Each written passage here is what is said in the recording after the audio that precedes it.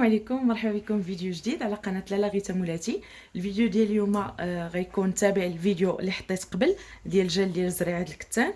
اليوم غادي نصوبوا واحد الكيراتين طبيعي، عنده بزاف ديال الفوائد للشعر، كيحيد لنا التقصف ديال الشعر، كيخرج لنا الشعر فيه واحد اللمعان زوين بزاف، كيعالج لنا الشعر اللي مهلوك مضطرر متقصف من الصبايغ من الكيماويات من اي حاجه.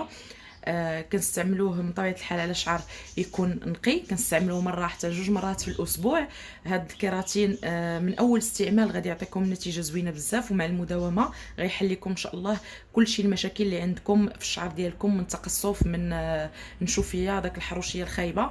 امن لبنيتاتكم الصغار ممكن تستعملوهم ليهم، غير غادي يكون تحفظ شويه في الزيوت، ديروا لهم زيوت اللي هما خفافين شويه.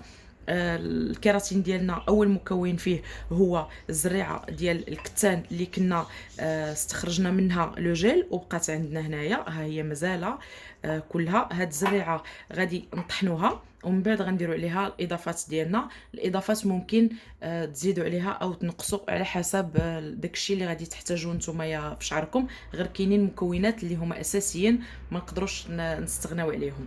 الزريعه ديالنا غنطحنوها، انا غادي نطحنها بهذا حيت هي كتلصق في الكاس ديال مولينكس. اللي ما عندوش ماشي مشكل يقدر يديرها في الكاس ديالو ديال مولينكس. نطحن زريعه الكتان ونرجع لكم. نرجع لكم. نسيت، انا بديت كنطحن في زريعه، نسيت ما قلت لكمش واحد الحاجه.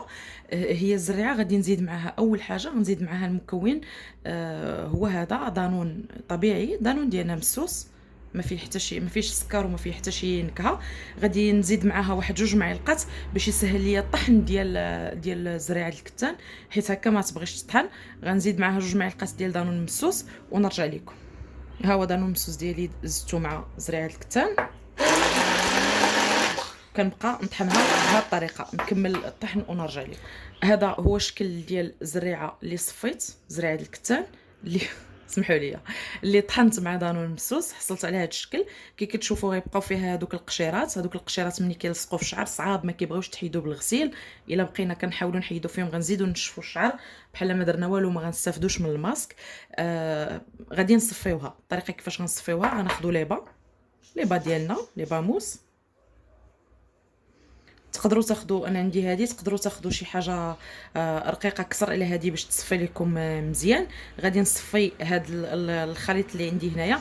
انا ما درتش كل شيء، الزيوت والبيض وداك الشيء ما بغيتش نديرهم من الاول باش ما يضيعوش ليا، باش ما يلصقوش ليا هنايا، حتى غنصفيها عاد غندير الاضافات الاخرين. نصفيها ونرجع لكم. انا لبست ليبا في زلافه، درت فيها الخليط ديالي، ودابا غادي تصبروا واحد شويه حيت صعيبه شويه في التصفيه.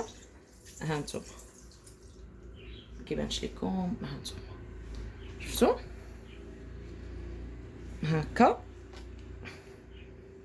كنخرجوا الخليط ديال زريعه الكتان.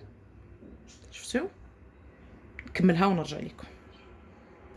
من بعد ما صفيت زريعه الكتان ديالي كنحصل على هذا الخليط، وهادو هما القشيرات ديال زريعه الكتان اللي كانت عندنا. هادو الا لصقوا في الشعر ما كيبغيوش كاع يتحيدوا.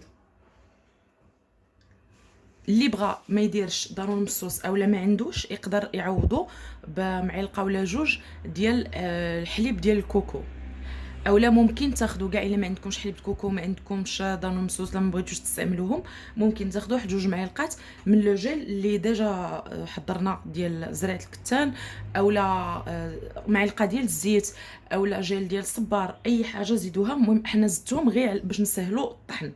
انا اصلا كندير في هذا الكيراتين كندير فيه دانون مسوس ولا حليب جوز الهند عندي، ولكن مكونجلي في الثلاجه، ولا حليب جوز الهند.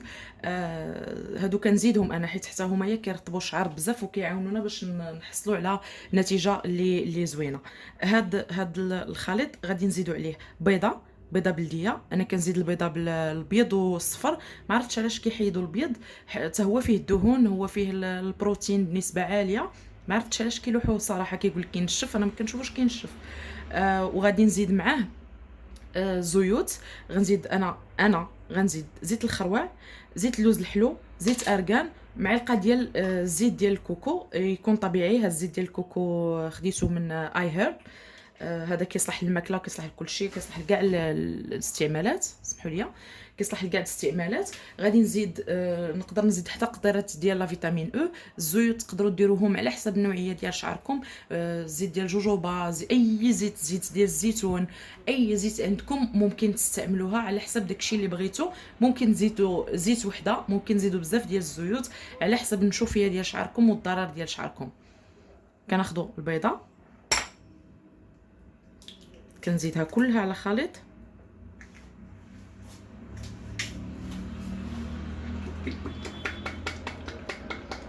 هذا الزيت ديال الخروع، هذا ما كيبغيش يتحل. لا تحل هذا الله. غادي ناخذ زيت ديال الكوكو هو الاول باش ما نوسخش المعلقه، حيت الزيت ديال الكوكو غادي نخشي فيها المعلقه ديالي. بدا كيجمد. ها هي معلقه ديال زيت جوز الهند،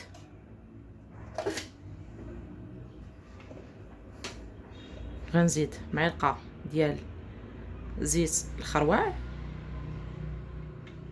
هي هذه. غادي نزيد تقريبا معلقه ديال زيت لوز الحلو. زيت لوز الحلو البنات، ماشي زيت لوز المر، اموند دوس. زيت لوز المر كيتستعمل للبشره ماشي للشعر. هذا زيت ارغان. ما عرفتش علاش هاد القراعي قاصحين.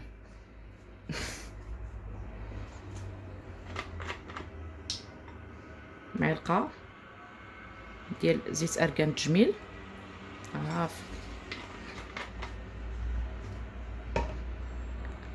غادي نطربوا الخليط بحال هكا حتى يتجانس، ولا انا غادي نخلطو بالطراب ديالي. غادي نطحنوه مزيان باش يتجانسوا لي المكونات مزيان ونرجع لكم. من بعد ما خلطت المكونات اللي وريتكم، غادي نزيدوا المكون الاخير اللي هو الشوفان الخرطال مطحون. واحد معلقه كبيره ديال الخرطال مطحون. ممكن نعوضوه بمعلقه كبيره ديال نشا ذره مايزينا، وممكن نعوضوه بمعلقه كبيره ديال الروز مطحون ناعم. اي حاجه في هادو تكون مطحونه مزيان مزيان مزيان باش ما تلصقش لينا في شعرنا، حتى هما عندهم فوائد بزاف ترطيب الشعر. نحرك ونخلط ونجي ونرجع لكم باش ما يكونش صعب بزاف. انا خلطت المكونات.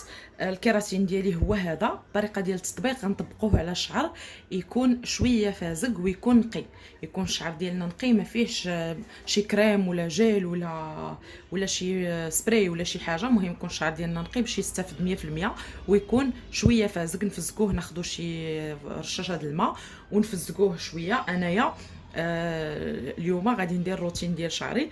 غادي نستعمل المنقوع ديال الاعشاب. ها هو اللي عندي، راه كاين الفيديو ديال هذا المنقوع كيفاش كيتصوب، كاين لتحت. نزلوا لتحت في الفيديوهات غادي تلقاوه. ديال تساقط الشعر وديال هذا كنستعملوا على الجذور وحتى على الاطراف. كنستعملو هو الاول، كنديرو في الجذور ديالي مزيان. كندير حتى الطوله ديال الشعر ديالي. كنفزق شعري يكون ما فازق ما ناشف شويه. نستعمل في الجذور الزيت ديال التقويه ديال الشعر، حتى هو الفيديو ديالو كاين. هذا هو الروتين ديالي انا ديال الاسبوعي. كنديرو مره في الاسبوع ولا جوج مرات في الاسبوع. كندير الزيت في لي غاسين مزيان، وكندير ماساج ديال 4 ولا 5 دقائق بشعري مقلوب القدام باش كندور الدوره الدمويه. ومن بعد كنطبق هذا الكيراتين على الطوله ديال الشعر حتى الا قاص لي غاسين ماشي مشكل، راه مفيد للشعر، ما فيه حتى شي حاجه اللي غضر لينا الجذور دير الشعر. نتوما ممكن تتبعوا نفس هادشي اللي كنقول لكم. اللي ما عندهاش المنقوع تفزق شعرها بالماء عادي. دير الزيت في الجذور الا ما كانتش محتاجه او ما كديروش بلاش. المهم هذا كيدار على شعر شويه فازق باش الشعر يشربو مزيان. كنديروه على شعرنا. كنديروا واحد البلاستيك ولا واحد البوني ولا سلوفان على شعرنا. كنديروا عليه الا بغينا نزيدوا كاع من الفعاليه ديالو. كندير واحد الفويطه سخونه في الماء سخون، نعصروها مزيان ونديروها على شعرنا. فيما كتبرد نعاودوا الطريقه 2 ولا 3 المرات بالنسبه للناس اللي بغاو باش كيزيدوا الفعاليه ديال هذا الكيراتين. وكنخليوه في شعرنا من ساعه ونص حتى ساعتين، وماكسيموم ساعتين، وكنغسلوه مزيان وبصحه والراحه. غتحصلوا على واحد النتيجه رائعه. ودعيو معايا وخليو ليا في لي كومونتير النتيجه اللي حصلتوا عليها. حتى الناس اللي مجربين هذا النوع ديال الكيراتين يقولنا التجربه ديالهم. وما تنساوش تخليو ليا اشتراك وتفعلوا الجرس باش يوصلكم الجديد، واللايك من طبيعه الحال بها باش كتشجعوني باش نزيد نعطيكم اكثر وندير فيديوهات اكثر اللي تفيدكم كاملين. شكرا بزاف ونتلاقاو في فيديو جديد.